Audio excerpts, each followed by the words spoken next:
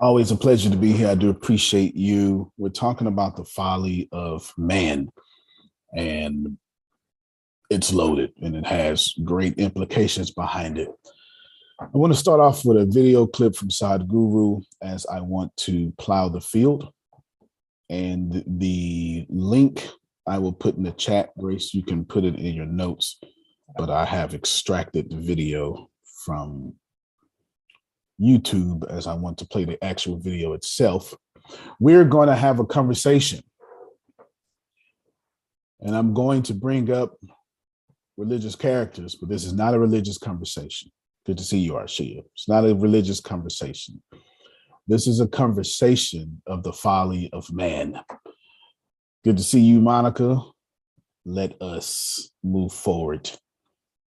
Let's follow this path.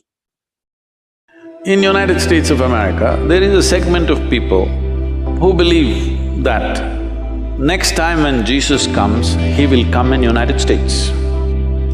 Generally, it's believed he will come in Mount Olive in Jerusalem, but now US people are saying, why will he go to Israel? That's not a good place to go. He will come in United States. So they asked me a question like this in a large gathering, Sadhguru, what do you think? Jesus will come in United States or in Jerusalem? I said, see, last time he came in Jerusalem and he said, come follow me. Only 12 people. Today you're celebrating him as a great being, but only 12 people followed him. In that, one of them freaked on him. All right? But if he comes to United States today, if he says, come follow me, you have a bank loan, student loan, car loan, house loan, holiday home loan, you are mortgaged for 45 years. If Jesus says, come follow me, nobody will be there because everybody has to go to the bank. So you have entangled yourself in such a way, even if the most significant things happen, you can't change the direction of your life. Hello? If the greatest things came your way, you cannot change the direction of your life. This is a slave's life, isn't it? What is slavery? He cannot choose. That is slavery, isn't it? Now, you are making that kind of arrangements in your life, you cannot choose, you're stuck in your own arrangements. A spider weaves a web for other things to be caught. But if you're that kind of a spider, you build a web in which you are caught, you're a stupid spider, isn't it? And most human beings are in that condition. If something significant happens here, you are going this way. If something really significant happened this way, you can go this way. Your arrangements will not trap you. This is an intelligent life. If you are smart enough, you will make arrangements that support you, not arrangements that entangle you, isn't it? All right, what a way to start off. Wow, we're ready. What a way to start off. Folly of man. Now, we're not talking about that necessarily, but it is a theme that will permeate throughout this talk.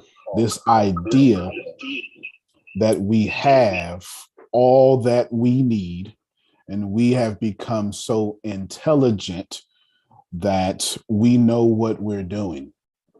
The main point of this talk is to tell you what the folly of man is. And there's only one thing wrong on planet Earth, and that is the ignorance of man. That's the folly of man. The folly of man is that we are ignorant of the ways of life. Grace, do me a favor. I want you to pull up, actually, Deanna, you do me a favor. Since she's typing and taking notes, you pull up for me Luke chapter 23, verse 34.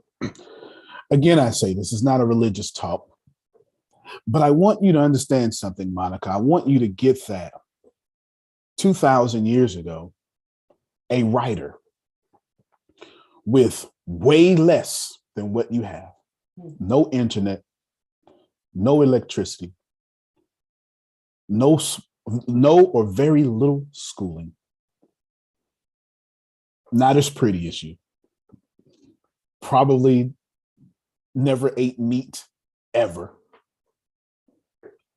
wrote something down and gave us the folly of man.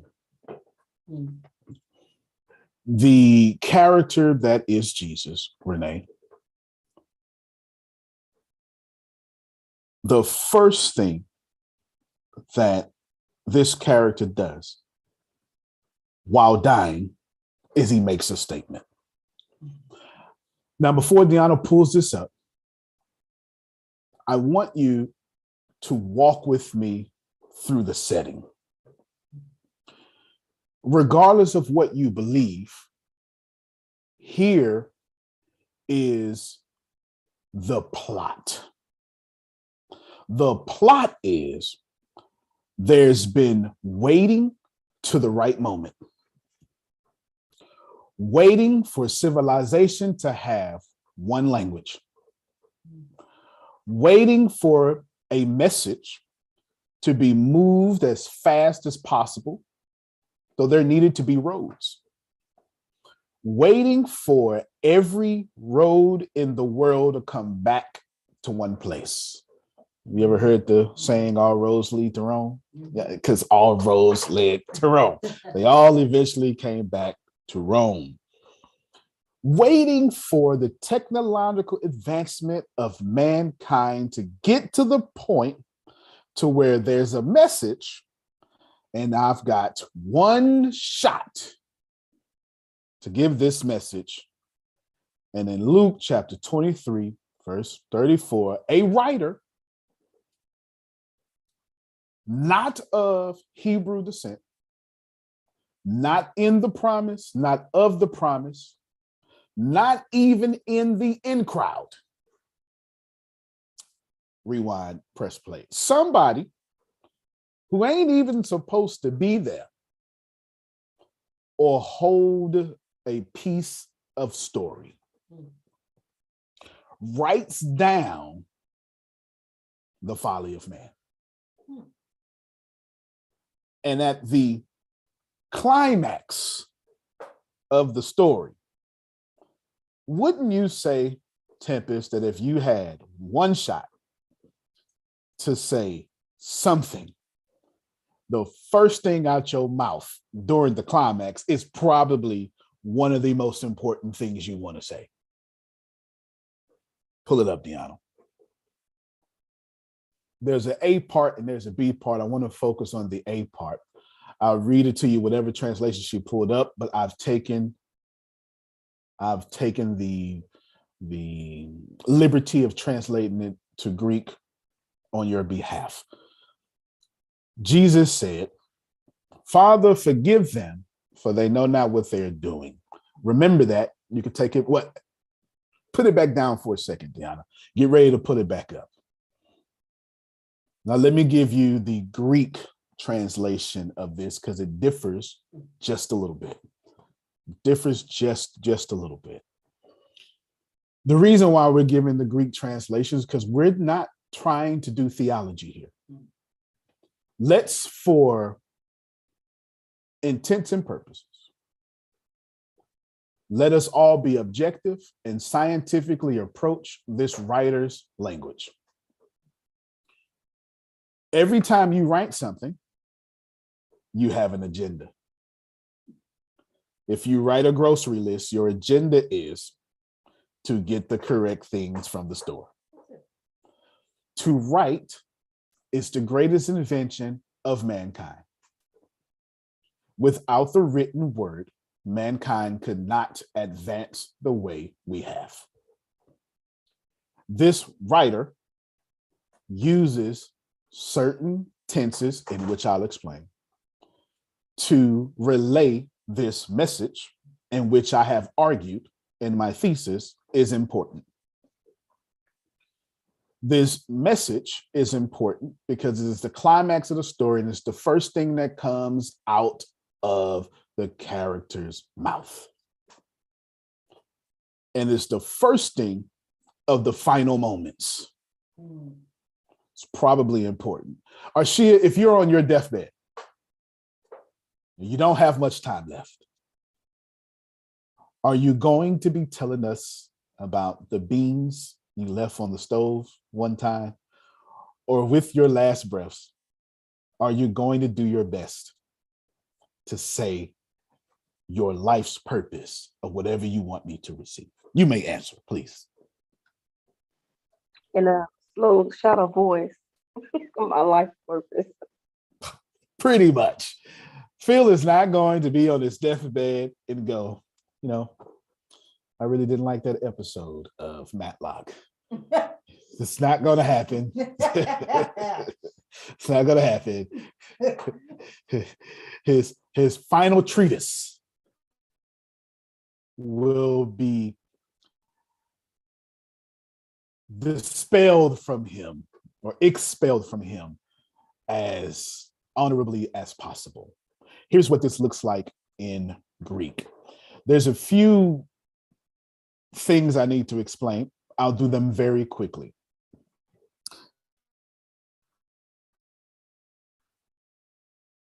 There's tenses, past, present, future, etc.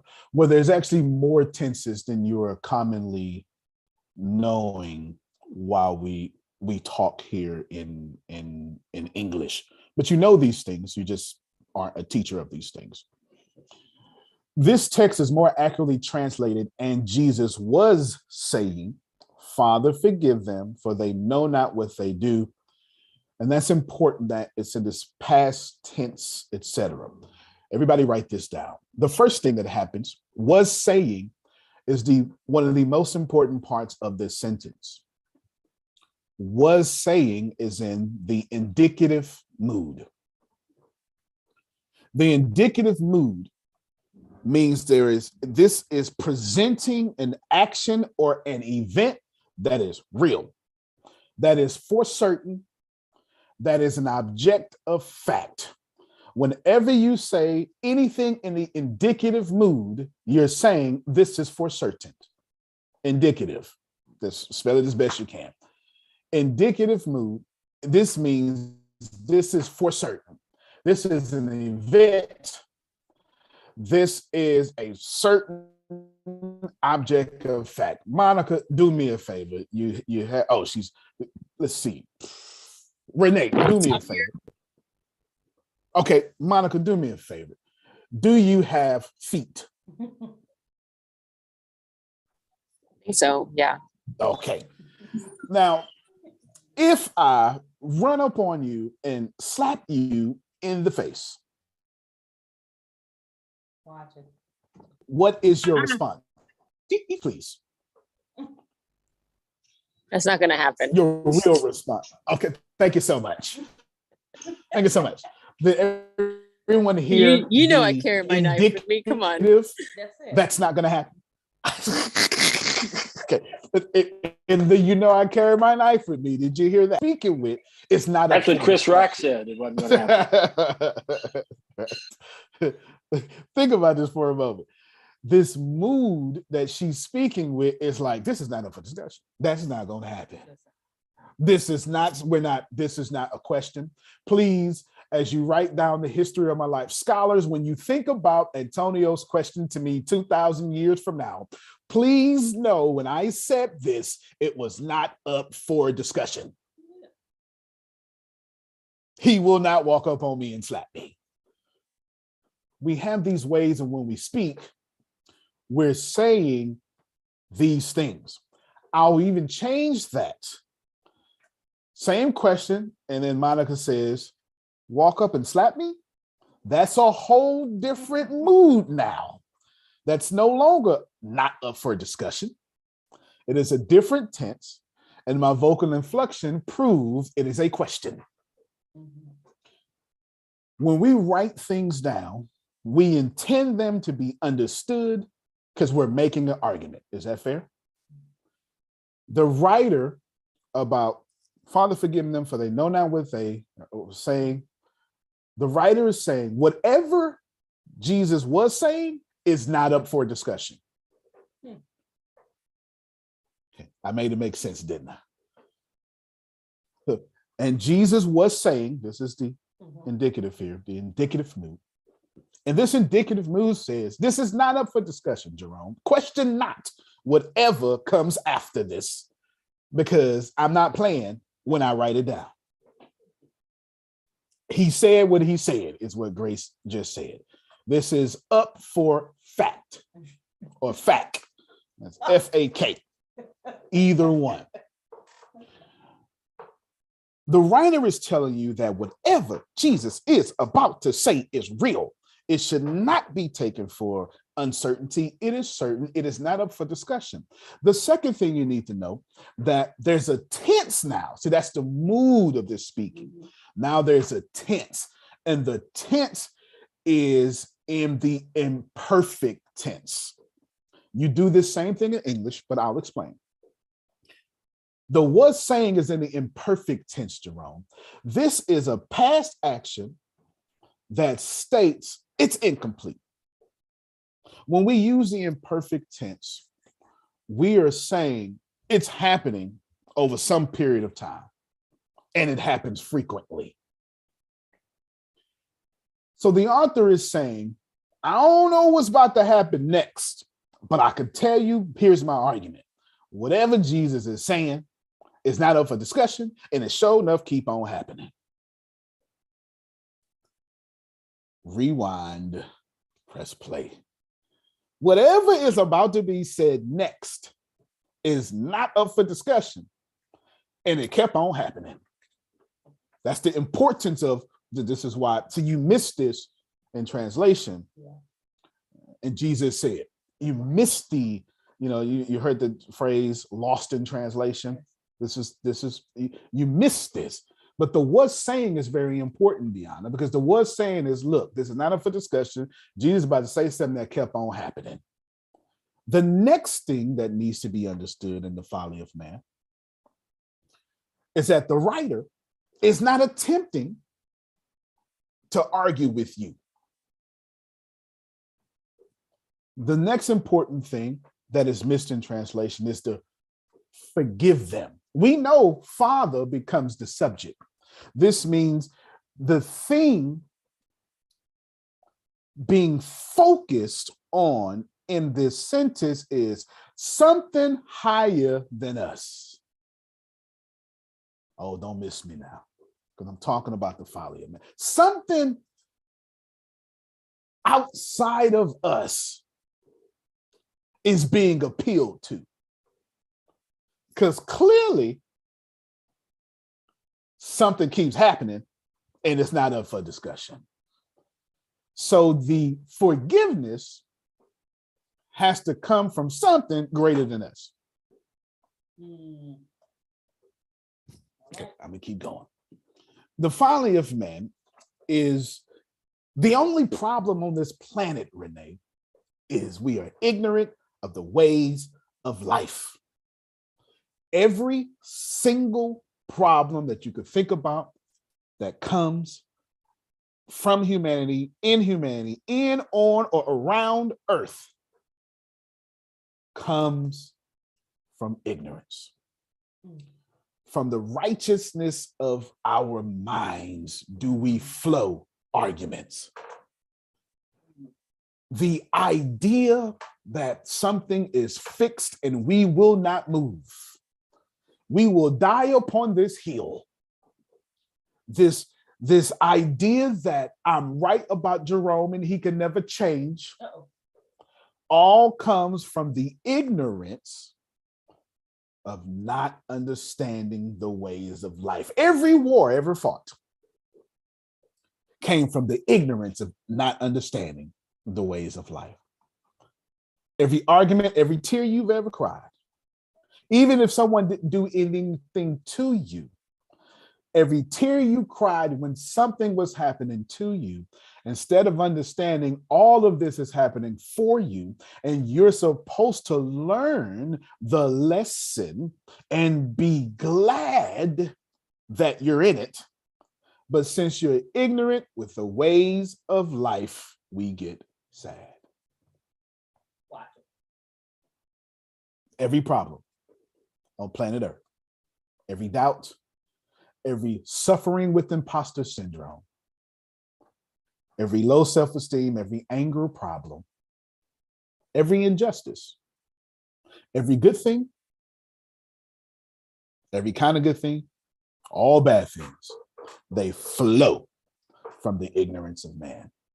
The folly of man is we are ignorant of the ways of life, and we don't think we are.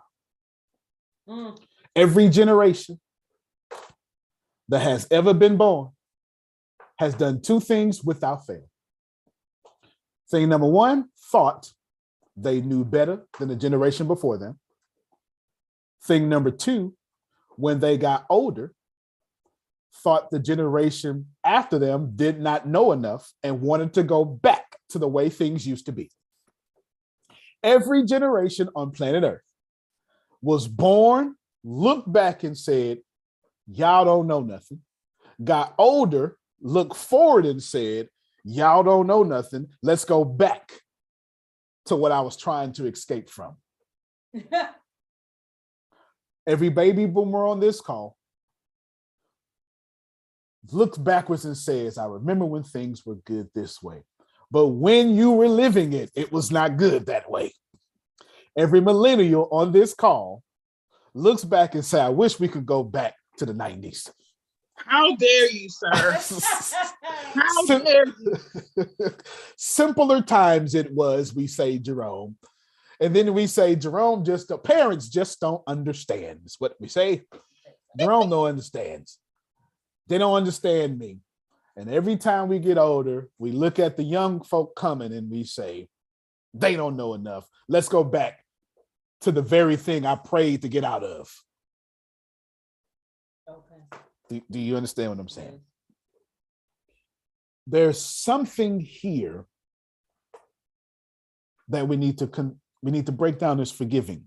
So write this down. This is in the imperative. When it talks about the forgiving, Father, forgive. So was saying and forgive them, it's in the imperative. Now, the imperative mood expresses a command. Like, Jerome, it's imperative that you listen to me. Is that up for discussion? Am I asking him to decide? Jerome, the building is on fire. It's imperative you go that way. This is not up for democracy. We're not voting. I don't mean to be a bully, but you don't know no better.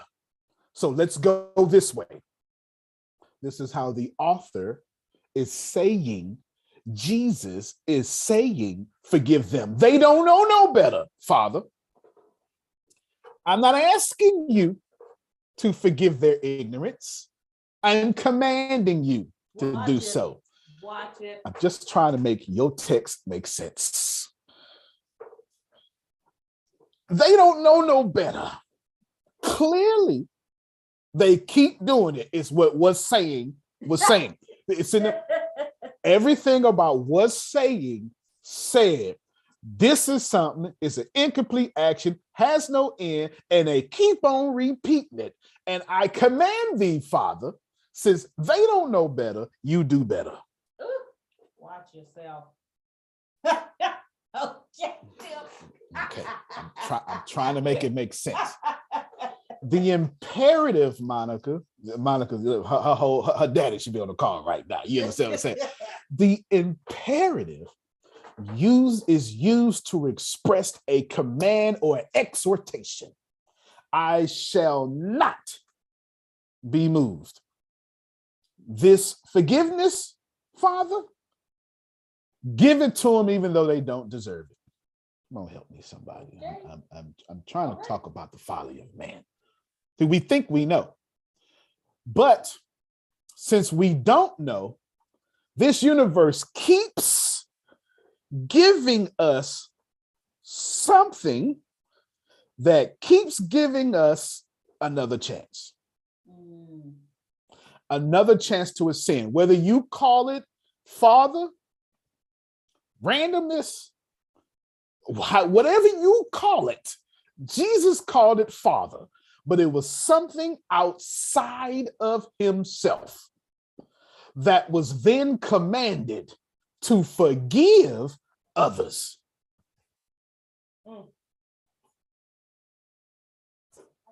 how much more would your life be if you understood that every time you was right about somebody, you were being forgiven by this universe for that very thought process? Every single time you were ignorant of the ways how this world works, the grass kept growing. Your seeds kept coming up. Water kept flowing. How many of you ever had a bad day? Anybody? Is that everybody on this call? Yes? Mm-hmm. When you're having a bad day, can you think about anything else but the bad day? I can't. I've never, you know, you have to force your way out of that. You know, you got to think your way out of that. Think about this for a moment. While you're thinking about your bad day, Frida, did you tell your lungs to do lung things? No. Did you tell your blood to do blood things? Heart to do heart things? So what you're telling me is, while you were ignorantly focused on something that has no significant impact over your life in the long term, your body was forgiving you for your ignorance and keeping you alive so you can get to another moment. Rewind, press play. Arshia, you've had some bad times. And you were not focused on the prosperity of life, but your body said, we're going to keep it together until you get it together. Am I making some sense? Let me wrap this section up. The aorist is the tense in which this forgiveness comes across. The aorist says it's a simple occurrence, Jerome. It's an action that has completeness. It is an action that in its duration, or no matter how many times it happens, it is completed. That's what the aorist means. It means the author is juxtaposing, contrasting what is being said with what is being done. Follow me. The author is saying Jesus, in his climax of his moment, said, Arshia, you keep messing up, but the Father is going to keep forgiving you. Can we talk now? I'm done. I'm completely done with the background. So now we can all walk together and understand. When they nailed this man to the cross, took no joy, no revenge. The only thing that was said, the first thing that was said was ignorance is the only problem. No. Scholars say that the Gospels are, it's called passion. That means suffering. It's a Latin word for suffering. Suffering narratives with a long introduction. This is what scholars say. Come walk with me, Renee. The Gospels is actually one gospel. This is not a religious lesson, but I need you to understand. And it took 4 people or more to explain the one thing that happened. And in this one thing that happened, they only telling a story about suffering of one entity that understood the ways of life. But they put a long introduction before the suffering. If you think about it, no matter how you identify what you call Matthew, Mark, Luke, or John, okay? No matter how you identify that, it really covers 1 week, Jerome. Most of that book is going to cover 1 week. It's just got a long 30-year introduction in front of it. Half of it is over 7 days. The other half is over 30 years and 40 days that came after. My friends, it's time to talk now. Every single thing that is wrong with your life comes from you not understanding how this life works. Think about every single problem in your life. Wherever you have a problem, you have ignorance. Come with me. I want everybody to examine the trouble of your life. And where there is that trouble, there's ignorance of how it works. What is ignorance? Well, I'm glad you asked me, Jerome, because Webster's dictionary defines ignorant as the state of being uninformed. The condition of being uninformed, unaware, or uneducated. Ignorance does not mean stupid. Ignorance is not a malicious term. While it carries a negative connotation, its denotation is simply understood as you just don't know. You can learn, but you either have not been exposed to, refuse to be exposed to, or something in between. But if you are behind, if you have trouble, you have become ignorant in that area. Back to the video. Sadhguru said, oh, well, doesn't matter coming to Jerusalem or US. Only 12 people gave up everything and followed anyway.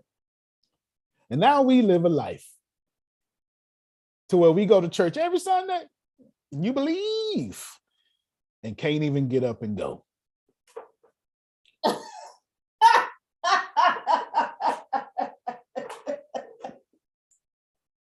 And he himself calls that slavery. Okay. Jesus comes to our Shia. Let's go change the world. Ooh, man, I'm on it. My lease is up in 3 months. If you could come back.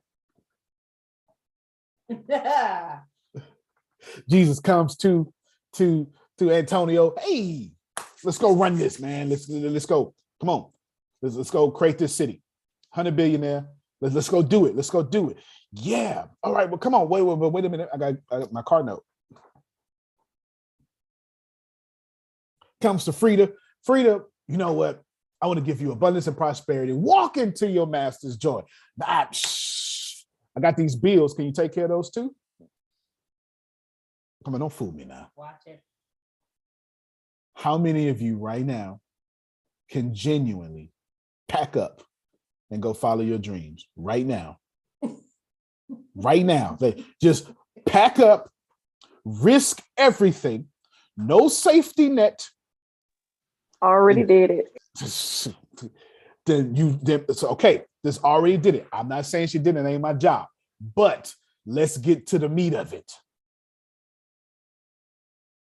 Follow your dreams. Don't worry about your kids. Uh-oh. Follow your dreams. Don't worry about your bills. If you got to check out, there's a text in the text that says, let the dead bury the dead. Do you understand? If you can't follow your dreams without taking your daughter with you, taking your son with you, you ain't got it all together. What about that dog? No dogs, nothing. Here's the folly of all this. The paradoxical language I'm using right now is you believe I'm saying you got to give up everything.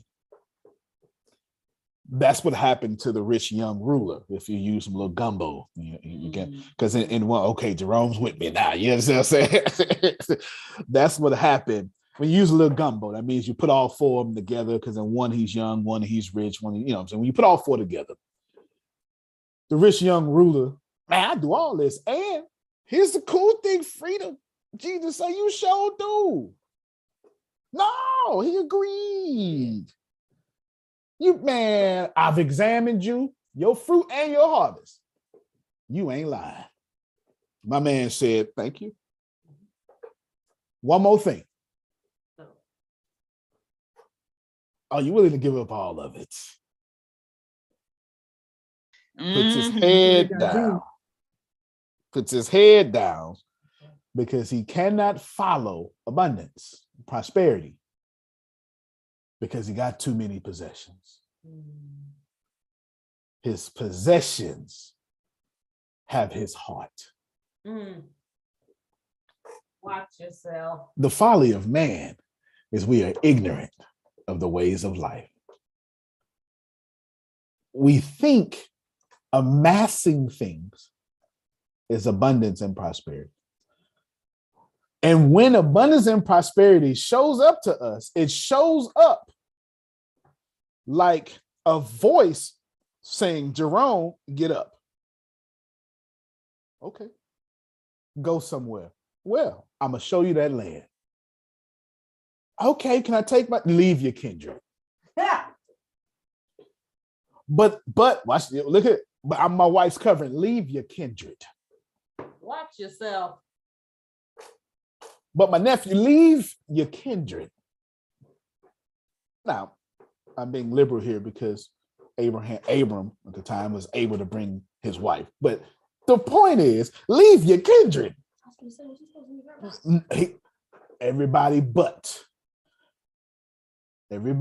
the wife he was supposed to leave. The trouble he caused himself came from family members he brought along with him. You are correct. Y'all.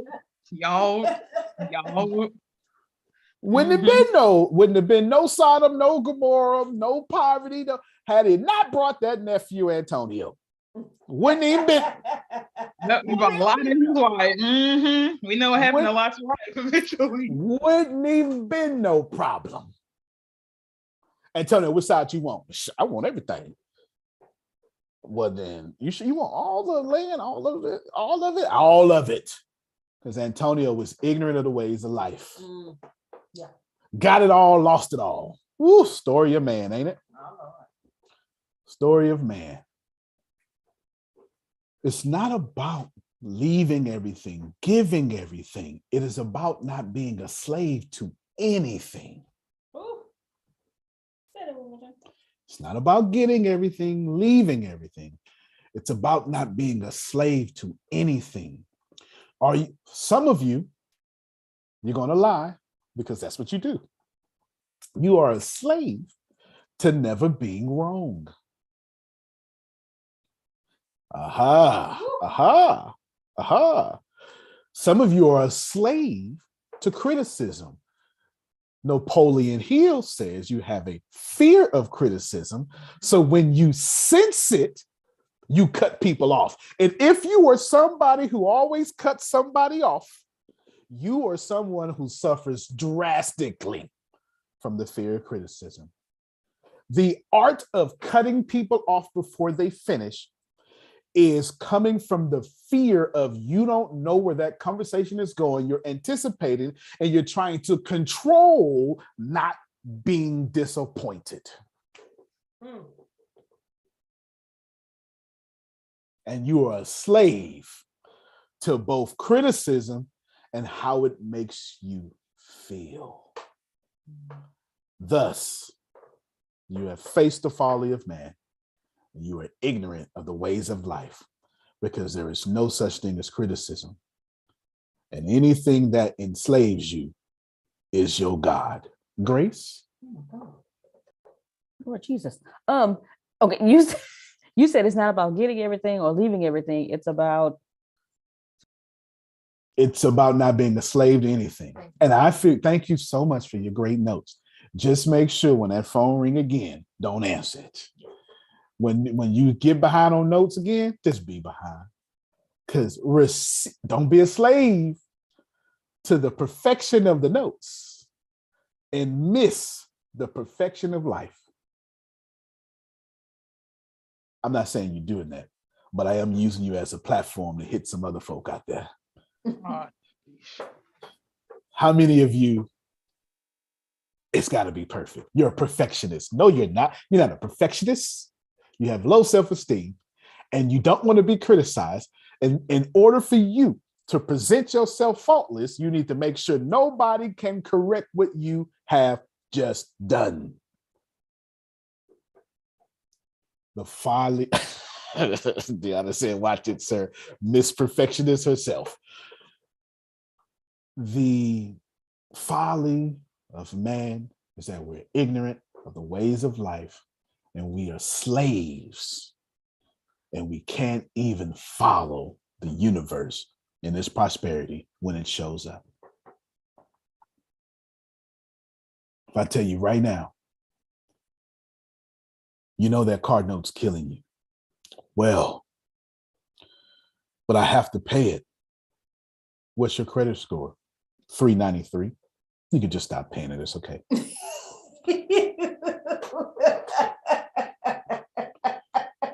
Paying it's not going to take you to a 394. Shush. It's the very reason you can't feed your kids. Sounds like you made a decision you need to get out of. But you're a slave to not having a repossession, a slave, and this is my favorite one for us dark-skinned folk, a slave to when I'm ready to go, I'm ready to go. Everybody with that melanin said, you show right. That is deeply rooted in the Black culture. 1,500 cars are in the parking lot for a 20,000 person venue. You say, woo, it's a lot of people here. 1,500 people in there. Ain't nobody bring nobody. You go to church, you think, ooh, it's gonna be packed in here. 13 people in there, 13 cars. Because everybody said, when I'm ready to go, I'm ready to go. We are a slave to not fellowshipping. A slave to the calendars in our phones. We are a slave to pleasing our spouses and never pleasing ourselves. But how can you bring joy to the person you love when you hate yourself? My Lord. Your relationship is battered and bruised because you're a slave to whatever forces you to keep staying battered and bruised. The folly of man is we are ignorant of the ways of life. Take, for example, Arshia says, I'm having a good day. Old Arshia is then waiting for that good day to get messed up. Who among you, who don't lie to me, who among you, who, I say old Arshia, I don't want to put that on, but who among you knows that secretly every time something good happens to you, you know the other shoe is going to drop. Come on, I need somebody to be brave. Thank you so much, Tippins, for your bravery. Can we get another? Can we get somebody else that knows that every time something good, thank you so much, Greg. You ain't the only one. It ain't just two. It ain't just two. Okay, Deanna says here. All right, we got a little, it's actually more like all of y'all, but 2 or 3. You understand? Okay, because I was psychoanalyze them. Because we've lost so much that it conditioned us, didn't it, Jerome? If nobody else understands this, Jerome, me and Jerome understand this. We've had this conversation for many years. Excuse me, sir. How is it you're talking about this today, and I had this conversation yesterday? Come on now. Can you tell me that? See, that's because confirmation comes in 2s according to your faith. And God is trying to tell you you're on the right path, Jerome. You're on the right path. You're on the right path.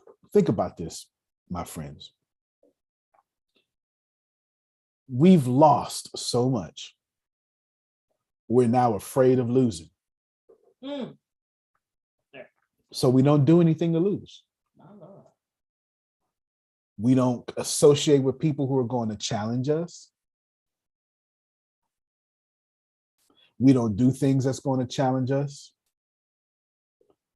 And the universe says, okay, Antonio, so all you're going to get is what harvest comes from not being challenged.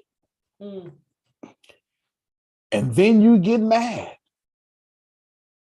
at God or whatever you believe in for not blessing you, when God is blessing you, Renee, with what you deserve. You have less than what you deserve because you treat yourself less than what you deserve. You were blessed according to what you gave yourself. Why? Because you were made in the image. You forget, Frida, you're actually the blesser of yourself. Uh-oh. There's only Frida and other Fridas.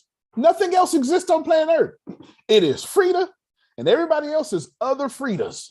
That's it. This is Frida and other Fridas. Not like other Fridas as in separate from her. No, it's self and other selves. They are equally connected to Frida's self as other Fridas are connected to Frida's self. So when Frida blesses herself, she blesses others. When Frida blesses others, she blesses herself. Because the only thing that exists, as Neil Donald Walsh would say, is there's one of us in this room. And the folly of man is we're ignorant of this way. So what do? We create lack. Because if I bless Susan, I take from me. So let me just focus on me first. Come on now. And when I get me right, then I'll help Susan. Is anybody here ever got yourself right? I've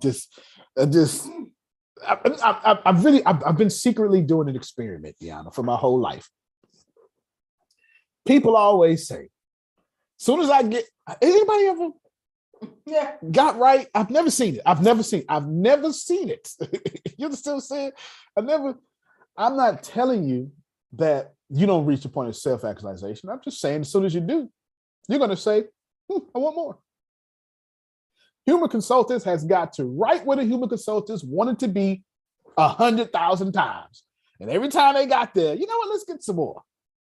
We never get right. It is not the plot. It is not the purpose of mankind to get right. It is the purpose of mankind to push out right. One of the best things you can do in life is to find a problem that you love so much that you got to fix it. Oh, that was contradictory, wasn't it? Paradoxical. Paradox means two things that seem to be opposing one another. If you find a problem that you love to fix, you will ascend every moment of your life. With every breath, you will ascend. The problem, Jerome, is most people won't find a problem they love to fix. Because if it's a problem, it means you're going to fail every day trying to fix it. Sir. Go ahead. Think about it. Your job as a human is to find a lovable problem and fix it every day. And when you finally fix it, which means you're going to fail every day, you find another lovable problem. That's what you do. Your job is to find a problem that you love to fix. And if you, as a human, don't have a problem that you have found in your life you love to fix, you'll understand the ways of this life. How can you get better without resistance? How can you get stronger without gravity? The reason why you can move your, see, here's my arm, move, move, move. Couldn't do that as a baby. It's not that I didn't have a brain function to do it. My brain worked, nerves went from my head to my arm. My muscles ain't experienced gravity yet.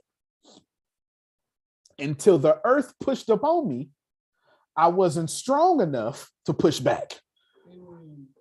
That's loaded. Do you mind if I say it again? According to science, the air is sitting on every last one of you per square inch. When you think about a square, and when you think about an inch, inch is about that big. A little finger here to finger here. Think about that. And for every square inch of your body, that's 40s in a little square. 13 pounds of pressure every square inch of your body, assuming you're 5'5". 5'5" is 65 inches. That's 65 inches times 1 times 1 time, 13 times 13 times. It's a lot of pressure upon you. And you don't even feel it. But as a baby, it held you down, Jerome. Rewind, press play. I need you to see it. Right now, every last one of you are maneuvering through this gravity with no problem. You think you maneuver for the gravity because you're smart? No, you're maneuvering through gravity because gravity whipped your butt. And because you got whipped, you don't even notice it no more. Can I push it around on you now, Deanna? If you find a problem that whip you every day, you will find out you don't even feel that problem or any problems no more. Because the life works like this. The more you get beat, the stronger you become, and the more you don't even notice these beatings.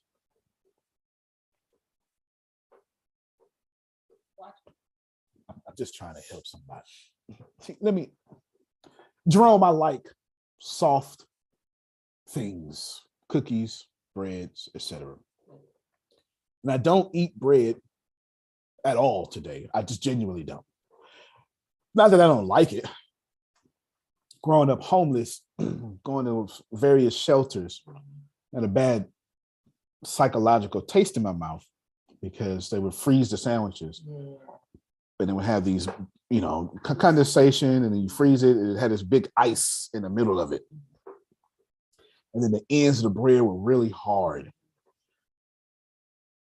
Just psychologically, I got PTSD when it comes to bread. I just do. I just tell you what it is. So I just don't eat it. And Tempest, Diana, and Grace love it because every time we order some with bread, they looking at me going, "We know you ain't gonna eat that." And I just give them my biscuit or something. And just they don't mind. See, I'm smiling. They don't mind. I don't eat it. So today, Jerome, I have no resistance. I'm not strong enough to eat bread. So when you get sourdough or things like that, it hurts my mouth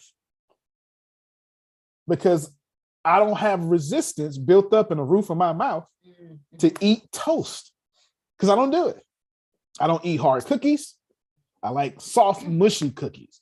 I don't like Oreos. Love the taste, but I'll have to put Oreos in milk for a long time just to get it mushy because my mouth is not strong enough for hard bread, hard this, hard that. It's just not. I haven't built the resistance because I avoid the toughness. My mouth is not strong enough because I avoid the problem. Now, surely you don't think I'm talking about my mouth. I'm trying to tell you about your life. I'm trying to tell you that I'm so strong, I can't handle cookies. That don't make no sense. I can come out of a trash can, but I can't eat hard bread. So you don't want to play with me right now. I can bench press 325 pounds, but sourdough brings me to my knees. Hard toast, homemade tortillas, not Monica's mama. Those are different. Okay. Because I don't have the resistance, because I avoid it.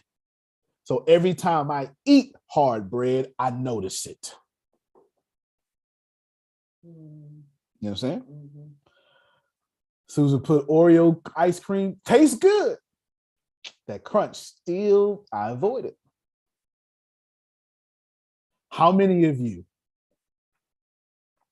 are being demobilized by the bread in your life? Mm-hmm. Come on now. I'm walking somewhere. Go ahead, Deanna. Mm-hmm. Confess thine sins. First off, I'm grateful my bread is not demobilizing me like yours, but because bread is life for me. And I know you're going to get to this, but I just have to ask, how do you get through the first few beatings to build up the resistance? It's a very good question. It's a very good question. The simplest answer possible. How did you get through as a baby? You didn't make a big deal out of it. Look at that. That was a very simple answer. Babies, your son, Deanna, showed up every 7 years old, yes? When did your son take his first steps? Right after he turned 1.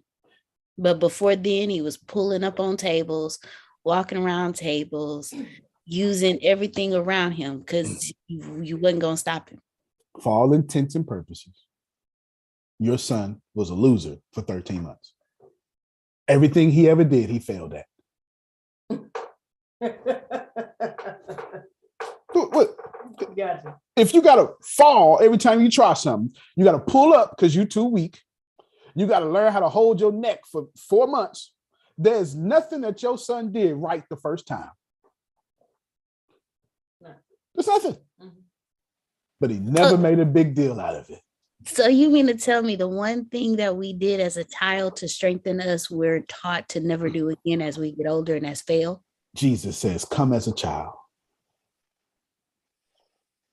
Come on, Phil. Well, I think he ate at the breast pretty good starting out. Yes, yes, absolutely. Smart man. Smart man. Deanna, think about it. He failed at walking. He probably tried 10,000 times to walk. He failed. Never made a big deal out of it. Never. He failed at writing. He just scribbled all over the wall. Ain't make no sense. We forget. Remember the first time you tried to hold the fork like in your consciousness, and it was hard, wasn't it? Mm-hmm. And they was telling you, no, do it like this, and it was like a shovel the way you had it. It was hard. You got that down. Well, the first time you tried to hold a writing utensil, that was also hard. Got that down. Or remember learning how to brush your teeth? That was difficult. Still got that down. Remember the first time you learn how to drive? It takes about good 60 hours to get good at driving. Like, not like days. I mean, like 60 straight hours. Now, y'all drive, text, talk, music, learn, listen, drink, smoke, all that stuff, and you don't even remember the ride home. The whole car is an extension of you now. You so used to your car, get in somebody else's car and hit that brake. See, Your car. Stop.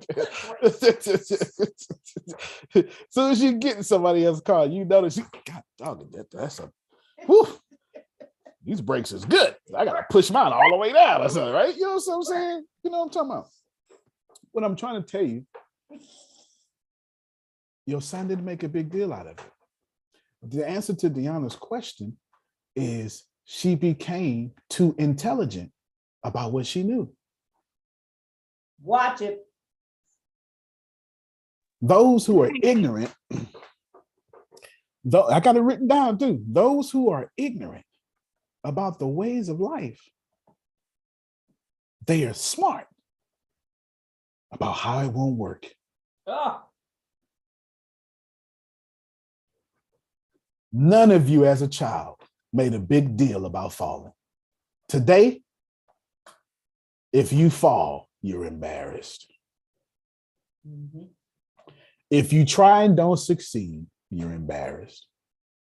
Nobody here has ever tried something and did it right the first time, except for the things of abundance like getting on a nipple and eating. Thank God for nipples. Breathing, that's of abundance. Yes. The gifts of God you did right the first time because your body is smarter than you. Mm-hmm. Your body has been evolving. Your mind has been evolving for millions of years. It came here knowing how to be a genius. And then you got smart and said, shut up, genius. I'll take it from here. And you haven't been a genius since. Mm-hmm. You have all these distortions on top of you, these degrees that say you're a genius. Yet we haven't even mastered the fundamentals of flow. Oh, Lord. Let's go back to this character of Jesus and the idea of how do we get it twisted? Well, let's say there's this law of oneness. And that's the only thing you really need. You don't need to understand it. You just need to know that there is oneness. You need to be in alignment with it. And every time something happens to you, Jerome, you need to pause and say, am I at one with the way he just talked to me? And if you're not, Okay. the problem is not him. The problem is you. Something in you is violated, and that's your weakness. Because when somebody does something stupid, don't go with them. Go ahead, Grace. Jerome just talked to me this morning about the same thing you just said. It sounds like God is talking through Jerome. So he didn't need the lesson. You needed the lesson. It was something that happened to him. And he was telling me about it and how he. Oh, so a two-person lesson. Oh, look at that. Look at that, a two-person lesson. And old folk been right for a long time. They take this knowledge and explain the best way they can and say confirmation comes in twos. They get that, from the story of Joseph in the Old Testament, Genesis, because he had a dream, that dream twice, and blah, blah, blah. But what they're attempting to tell you is once you start noticing something, Jerome, it's in your awareness, and the universe is saying, here it is again. Oh, you ain't gonna learn it? Here it is again. Told Grace I wasn't coming on this call. And here I am. Here you are with the same lessons you've been learning. I guess I was mistaken, huh? Aren't we all? Here's the rub. The reason why we don't understand the ways of life is because people, no smarter than you, have taken this oneness and perverted it for control. Some of you are not going to like what I'm going to say, so I'm going to do it gently as possible. I don't want to do that. I'm going to do it anyway. I shouldn't, but I am. I shouldn't, but I am. Let's take. Okay. Let me just, because this is it's gentle. It's gentle, but if you were 7 years old, this would be a lot easier. This would be a lot easier if you were 7 years old. But you're not 7 and you're stuck in your ways. It's very gentle. I need y'all to go back to your 7-year-old self. Well, just for this one, it's hard. I know it is. It's hard. But before you had a favorite football team, but before you had a favorite haircut, when $1 was $1 billion, I need you to go back there. Go back there when you just knew you was going to be an astronaut. What you call God, watch this here, Jerome, is your God a controlling God? Of course not. Okay. Is anybody here going to disagree with Jerome? So I need you to get what I'm about to say. You all agree with right now. But once I tie it into your belief system, you're going to disagree. My argument here to answer the question is God's not controlling. Nobody here disagrees with that because I said it outside of your belief system, your social construct. But you're very devoted to your social construct. You are extremely devoted to your beliefs that you're bracing yourself right now, and I ain't even said nothing. I ain't even said nothing. We all agree, as we're all 7 years old. Yeah. Antonio, my problem ain't with God. My problem with people like you. I do understand. We're all 7 years old, all of us, and none of us have the ignorance of our ways because we're free. You're right. Phil says that's the color brown. Okay, brown it is. We didn't say, how you know that? How do you know that that's brown? Give me the scientific proof. Well, we do that now. Right. But when Phil kids said, Daddy, what's this? Phil said, sky. Okay. There was no argument. Right. Let's go back to that place. Is this fair? Yeah. We've perverted the 10 Commandments. See what I did? See, told you. I told you we we're gonna like it. It's in your belief system. We said, God said, Jerome, I control you by not doing this. Don't have no other gods before me. Don't do this. All 10 is what you bet not do.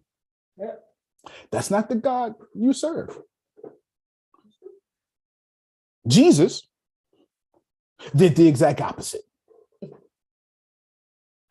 Blessed is. Oh, don't fool me now. Dude, that's I'm not making this up. The tone is different. I'm not telling you your Bible has mistakes. I'm telling you Jerome was actually right. People like me perverted your teachings. He is absolutely right. My problem is people like you. You're absolutely correct. Charismatic, intelligent people a week ahead of you said, don't you go out there drinking and smoking. Don't you go out there dancing, chucking and jiving. Some of you older folks, don't you go down there to that jukebox.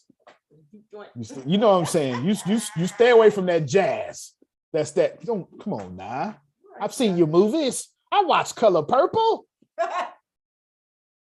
You know what I'm saying? I watch Color Purple with you. You made me watch it.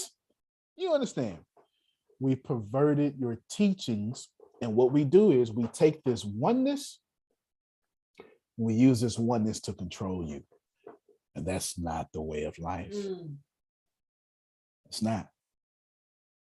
More accurately, if Susan wants to eat all vegetables, she's doing it in honor of God. And my job is not to make her stumble. Yeah. If Jerome wants to eat all meat, he says his prayers over it. Mm. That's in honor of God. And my job is not to make him stumble. Mm-hmm. And if you think I just made that up, that's actually Romans 14, the entire chapter. I kid you not. I just plainly spoke the sacred text of Romans 14. Sounded good, but it wasn't my words. It was Paul's. My job is to see you, know you, love you, and let you know blessed are you if you get in harmony with the ways of life. Mm. And if you are not in harmony with the ways of life, my job is not to tell you, cursed are you, sinner. My job is to tell you a story. There's a man. One went to the temple. The other went to the temple. The good man said, God, aren't you glad you made me? I surely is the stuff. Oh, I'm a Pharisee. I got it all right. This is actually in there. I'm not making this up. I give to the old people. I take care of the widows. Tired. Ooh, I'm a cold motor scooter. Yeah. Blessed are you, God, that you made me. Watch it. You surely is lucky you made me. The bad man doesn't even look up to heaven. Lord, and in Greek, it says something different. It doesn't say, forgive me for I am a sinner. In Greek, it's a definite article. Forgive me for I am the sinner. My man looked at himself freely and said, ain't nobody on this planet worse than me. Whatever you got going on bad, I embody that. I can't even look at you. I'm the worst thing in this temple. And Jesus says, blessed is that bad man for understanding the ways of life. Accounting for who you are and being at peace with your wickedness so you can get to your heavenness. How can you control something you won't admit you have? Watch it. Come on now. How can you surpass something you won't even acknowledge? How can you love your kids properly when you won't admit you still competing with your father's love, who didn't love you properly? And you doing so much of a job trying not to be like your mama, you act just like her. And instead of acknowledging, I don't really like my mama,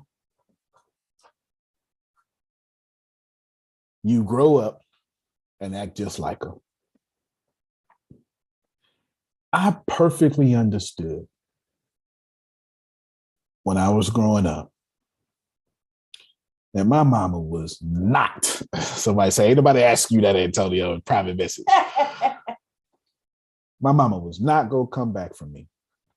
I told somebody on this call this. I told somebody on this call this week a story about my mom because they having issues. You hear me? Just issues. Jerome, they like beep, beep, beep. Regular word. Beep, beep, beep, beep, beep. Regular word. It was just somehow all these cuss words were complete sentences. You hear what I'm saying? All these cuss words, complete sentences. They had a few regular words in them. Just a few. None of these words would be in Sunday school. This was not a sermon for the church. They mad. They're mad at life, mad at themselves, mad at their mama, mad at their daddy, mad, just mad. And this is what I say. I say I used to have that problem. And one day, 2009, I'm out the Army. I'm just driving down 53rd Street in Galveston, Texas. was a McDonald's. It's like a main street in Galveston. And I get to Avenue L, which is a horizontal street. 53rd is the vertical street, so the intersection. And I just run into my mom. I hadn't seen my mom since junior year in high school. When I graduated 2000, so we're talking about an 10 to 11 year gap. And my mom is pushing this. I tell a story. Oh, first off, let me back up real quick. They're mad. I gave no correction, Jerome. I told a story. Did I get it? I gave no correction, Tippis. I just said, let me tell you a story. Did you understand? But what sacred texts don't have parables? I told her a story. I said, Malcolm. Come on, Malcolm. Marie, whatever your name is, let me tell you a story. And my mom was pushing a grocery basket because she's homeless. And she has all her things in belonging, Phil. This really happened. And not only did it really happen, but I told the story as it was. All she has is what fits in this basket. And she has this 8x10 frame in the basket, catty-cornered in this place of protection. All I got is this basket. I'm moving locations and this picture. And it was a picture from my prom days. Listen to me. I hadn't talked to my mom in 11 years, 10, 11 years. She ain't never came back for me, Jerome. And it's to this day, still ain't. Yet the most important thing in her life, the thing she protects the most, is a picture of me. You better watch it. And there I understood she doing the best she can with what she have. And no matter what I think, I'm the most important thing in her life. Because when you ain't got nothing and you put all your belongings in one place, that's what's important to you. You're saying, I'm starting over. This all I got.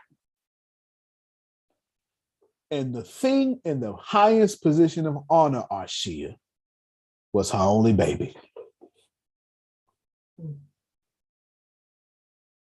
How can you have a problem with anybody when you don't understand what they're going through?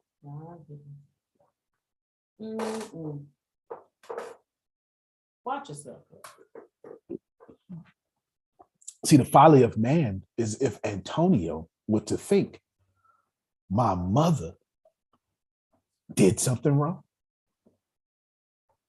It is to think that she lived a life unworthy of her. How do I know? She didn't choose in the great of greats. Give me this life because his purpose is strong and I will perfectly fulfill my purpose and I will love him to the point of nothing. Give me the poverty so he don't have to stay in it. How you know that ain't happened? That sounds like a mother's love to me, Frida. I feel like the folly of man is thinking that I know what she's going through. I mean, how do you have a child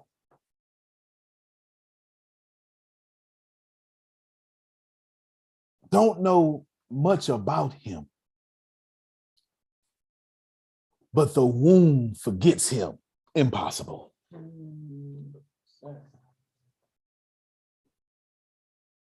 Impossible.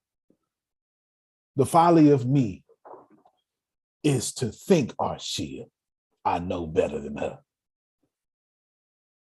The folly of me, Arshia, is to think she is not me.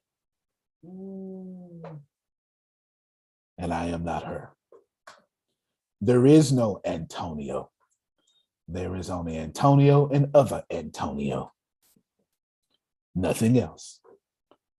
I gave birth to me, and I miss me, and holding a picture of me in the highest regard. And to see life any other way is the folly of man. So all these people you got problems with, you're misunderstanding the ways of life. You're holding your blessings because you think your mother owes you something. You're holding your blessings because you think your spouse didn't do right by you. Everybody serves the one infinite creator. Everything is in service to the one infinite creator. And the folly of man is to forget that and to think we're being wronged. And what happens? We hold that tension within us.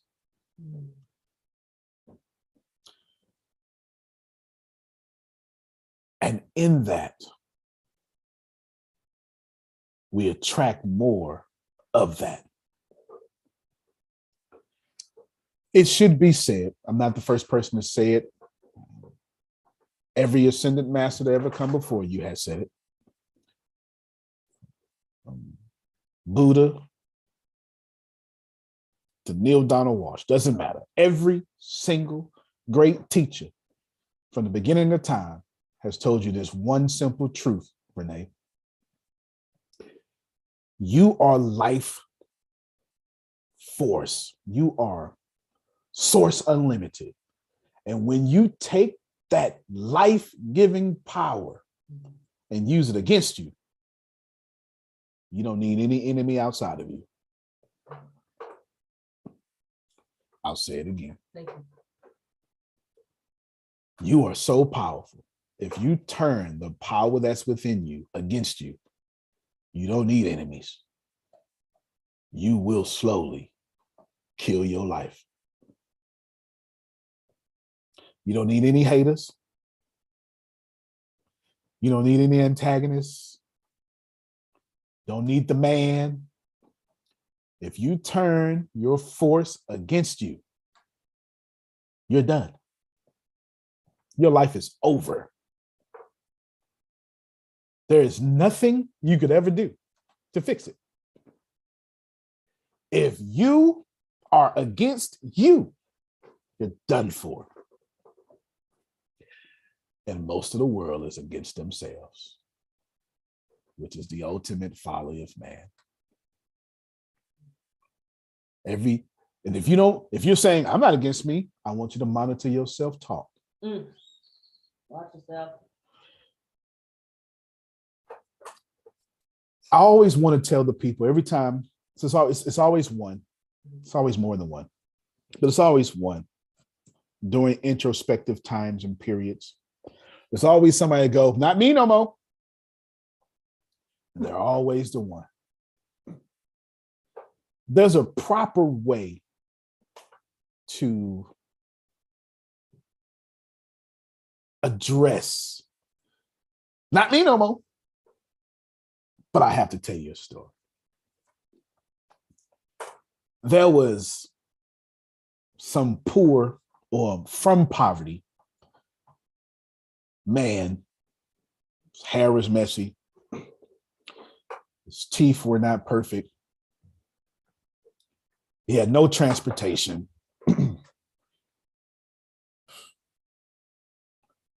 His feet were dirty. He made a living washing other people's feet. He went to the poorest places to make changes. And he gained popularity through serving. Mm-hmm. You may know him as Jesus. Mm-hmm. Okay. And he sits with his friends and says, Monica, one of y'all gonna betray me. And everybody else but Monica ain't gonna be me. Antonio ain't gonna be me. Or Shib, not me. Tempest, who? I slap one of y'all right now. Who? And the only one who responded properly was Monica and said, is it our Lord? That's in the text, Jerome. I didn't take it out. Well, the next time someone like me presents something to you, don't say, not me. Is it I? Is it I? That will always be the proper response for ascension. You're an SOB, you know.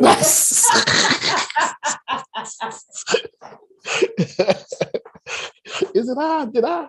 Is he talking to me? What's that? Oh, man. No, yeah, I'm always talking to you. There's only one of us in the room. The good thing about teaching is you got to cut yourself first. And you can't master anything that you can't teach. You cannot teach anything that you have not mastered. And if you master something, you are the first victim of whatever you teaching. Our Lord. I'm trying to help somebody.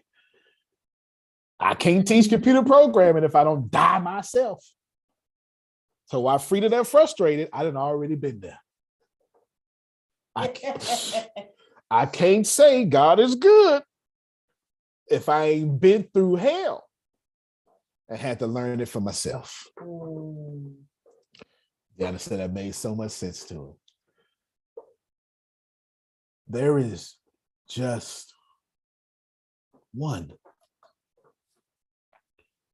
And in that oneness,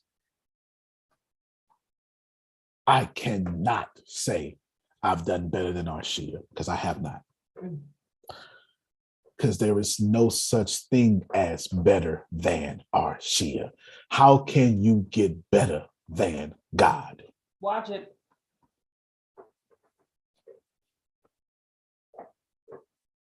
Whatever she is the best version of what that is. I'm the failure by looking at her and forgetting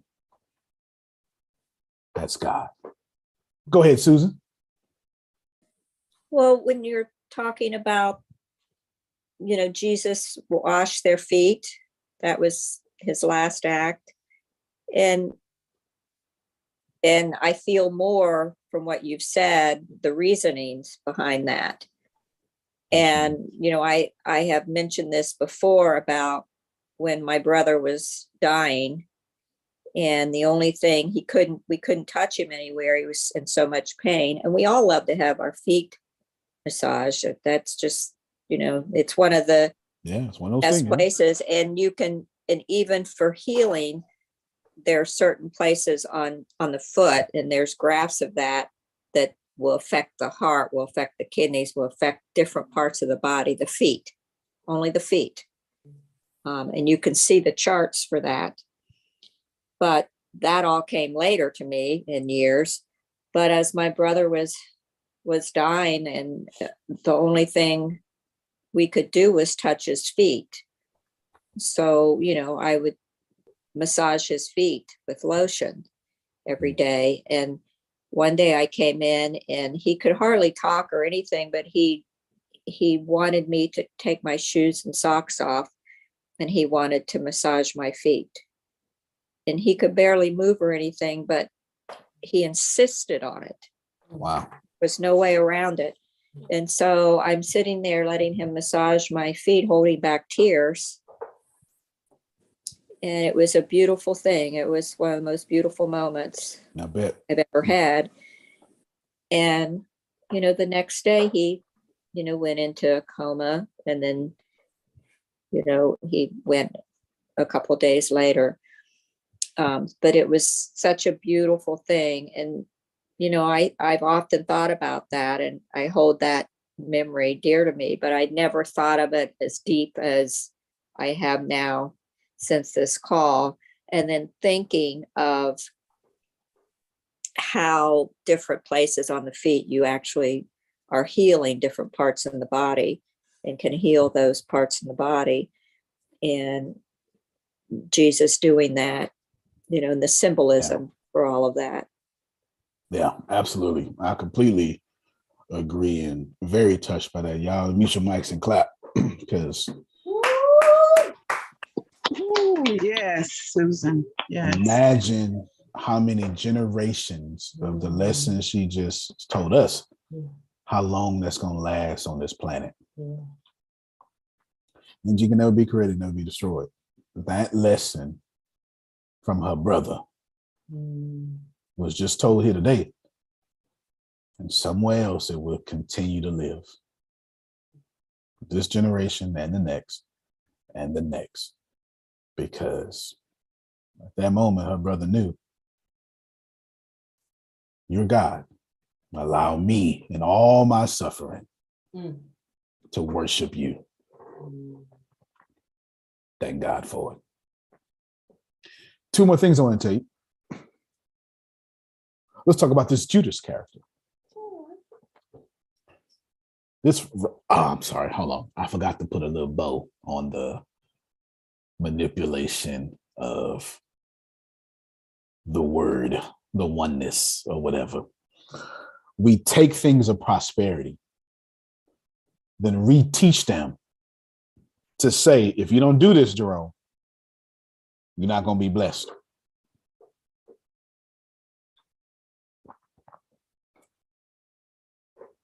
I have no words for this because you are blessed right now.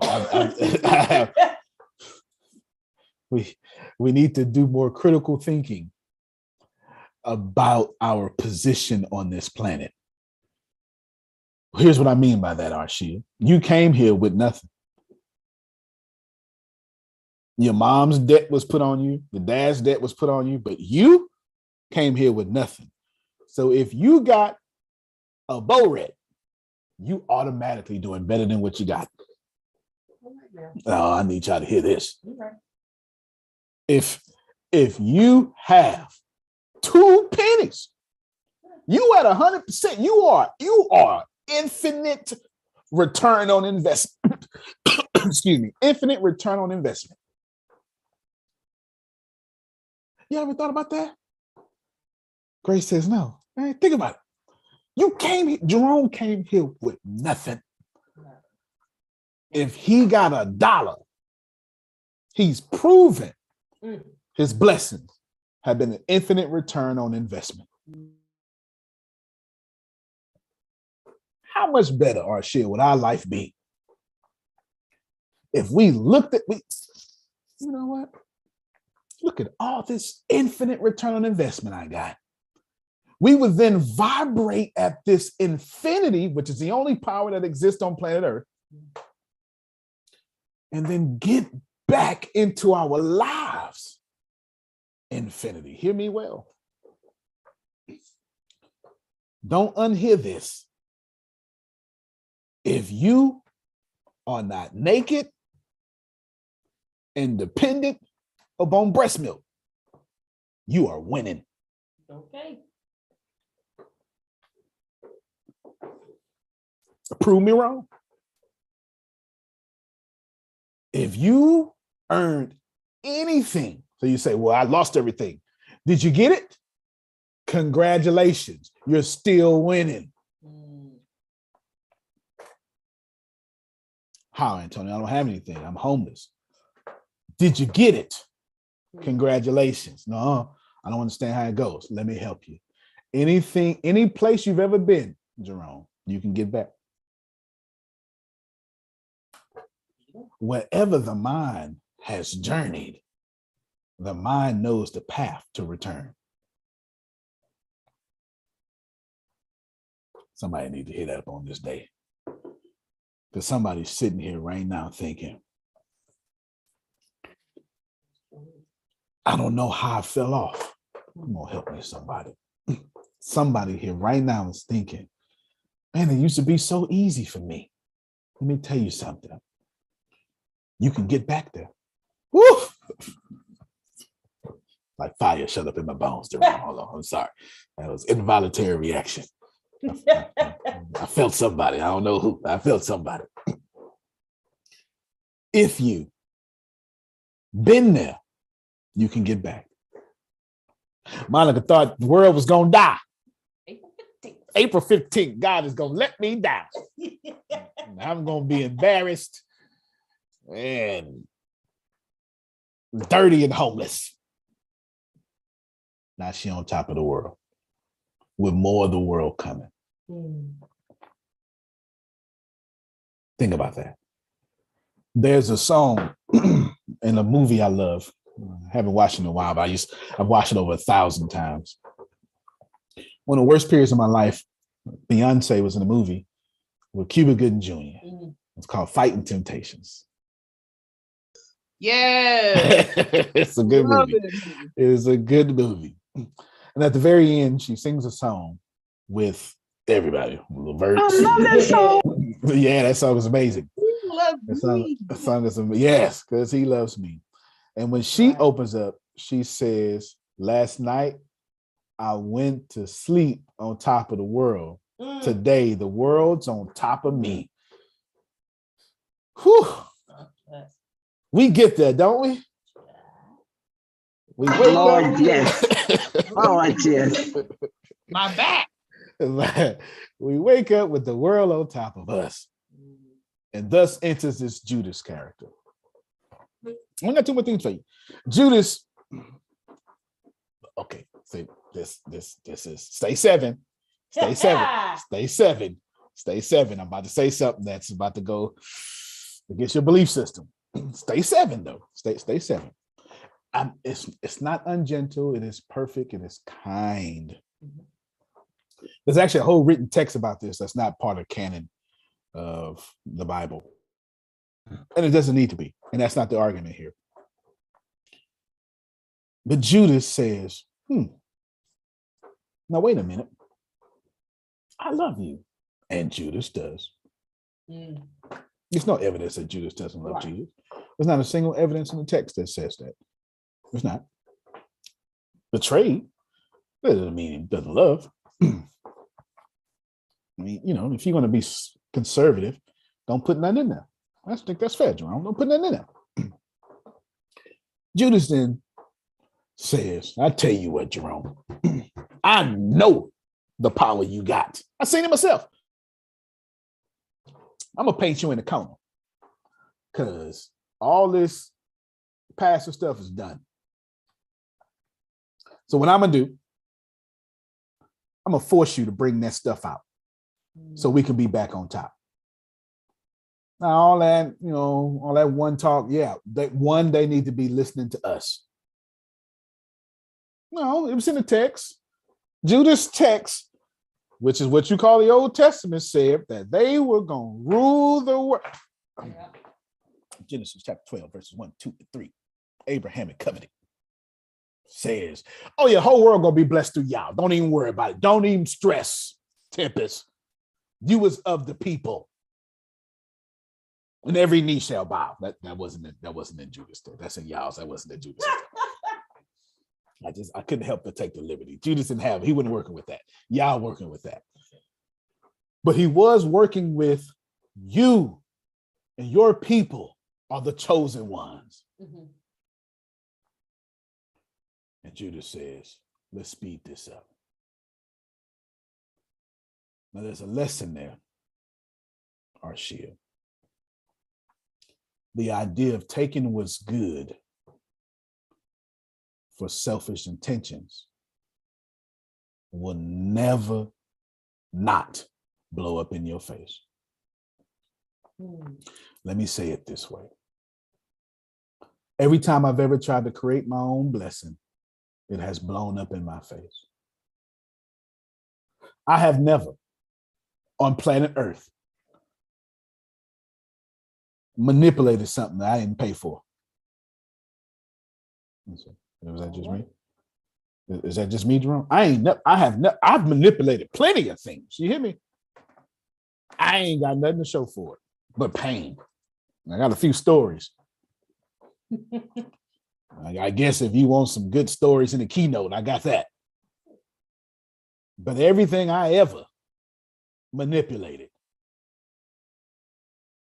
has blown up in my face, because manipulation is not manifestation.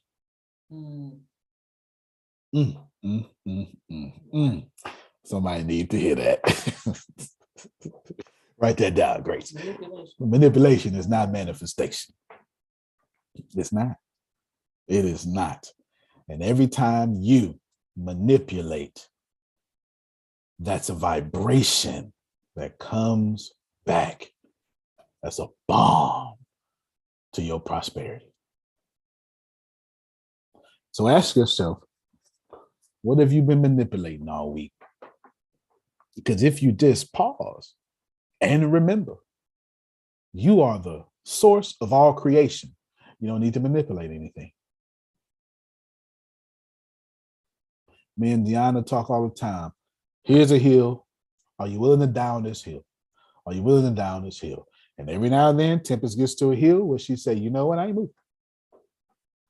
Oh, no, Tempest from Studewood. Here's a hill. I don't care if you leave me. Be cool to come out of a bag, is what Barbara told Shirley. Well, Shirley told Barbara. Yeah, well, Barbara, this is Shirley. Yeah. We get to the point where we got some hills we're willing to down. You understand? And when we get there, yeah, that damn son. We got some hills. It's a great narrative. We got some hills in which we say, no, I'm not moving. Phil says, no, everything is perfect. It's okay. But then when you hit that one hill, no, we not moving. Right here, we're gonna be happy. We're gonna right here. This is a hill he's willing to down. We're gonna be happy. We're not gonna stress out. It will come to us. It will flow, and that's a good hill to down. Nothing wrong with that. Examine the hills you're willing to die on. Because if they are about manipulation, you are literally down on that hill. Manifestation never needs to be manipulated. And the last thing I want to tell you is about Jesus. Jesus, I've said this before, but now I want to open up more of it, was able to heal people because he never saw their sickness, he saw their wholeness. You heard me say this before. Yeah. But now I want to conclude with what I haven't told you yet. It's because the people who were sick were only educated in their sickness. Listen to me, because I'm closing. You can be sick long enough to all you can see is the sickness. Boy, you lose long enough and all you can see is the losing. And you can no longer see the good around you, Jerome, because you're ignorant of the good around you, because you're very educated in the cancer going through your body. You researched it. Come on, help me, somebody. Yeah. You didn't even know what a pancreas was until yours start messing up. You talking, sir. Didn't even know what it was, and you educated. You went and researched all of it. You know what foods inflame. You do all that stuff. And not one time did you research the wholeness that shall and can return back to you. You researched the sickness. You dissected the symptoms. You focused on the trauma. So when Jesus was walking to these folk, traumatized in their trauma, it's not just that Jesus didn't see their sickness, he saw their wholeness. That's what I always tell you. It's worse than that. It's the people only saw their sickness and were ignorant about being whole. Can't you see it? Jerome, Jesus goes to the pool of Bethesda, goes to a man, asks him out front. This is not up for discussion. Do you want to be made whole? Watch it. And the man never answers the question because he was ignorant in wholeness, but educated in sickness. Listen to his answer, Jerome. I ain't got nobody to bring me to the pool. Think about this. When prosperity showed up to this man, his response was a PhD in his sickness.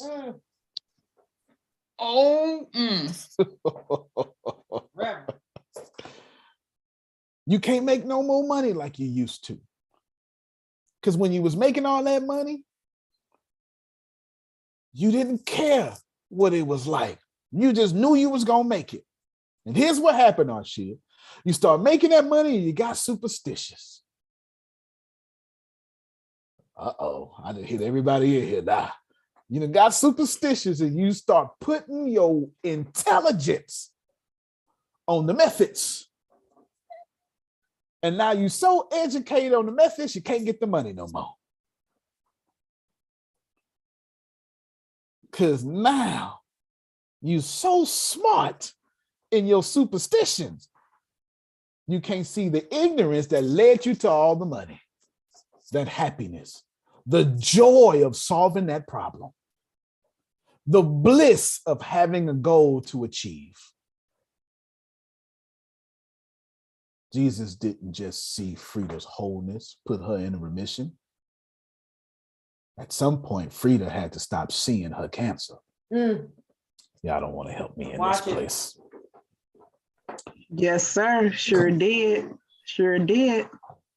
I even had to walk away from coaching cancer patients because I had to walk away from cancer. Watch yourself, Frida.